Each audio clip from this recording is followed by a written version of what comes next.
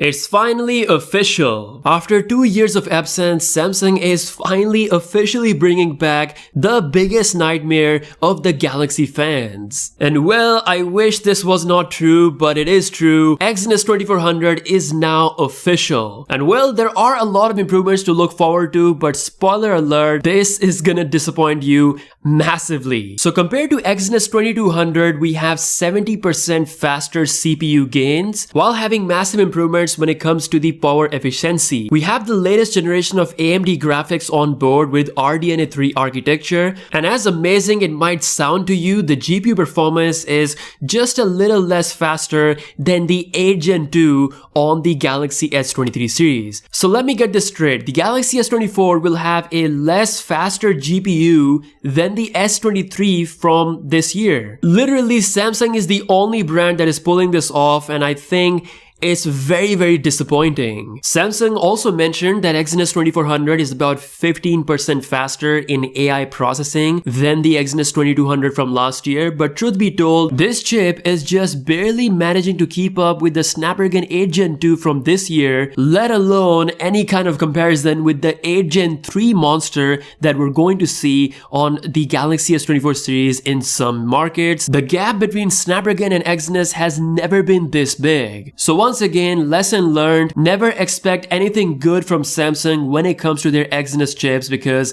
this chip is just not what we all thought. The only good thing here is that Samsung will be keeping the Galaxy S24 Ultra Snapdragon 8 Gen 3 exclusive. As for Exynos 2400, well, get ready for this bad news. According to ELEC, the market division for this is said to be Europe, Latin America, Africa, and Asia, including South Korea, which is Samsung's home market, as well as the biggest smartphone market, which is India. I am all ears. Let me know what you think about this in the comments below. This report is coming from ELEC, and they are usually pretty spot on with this kind of stuff. So as for Canada, US, and China, this is where we're going to see Snapdragon 8 Gen 3 on the S24 and the S24 Plus. Again, S24 Ultra is the only model that is Snapdragon exclusive. This makes me very sad because S24 Plus is actually a pretty genuine beast this year. A lot of people would be interested to buy this, but if you're in Asian market or Europe, I'm sorry to say this, but you're pretty much gonna get scammed unless you buy the Snapdragon model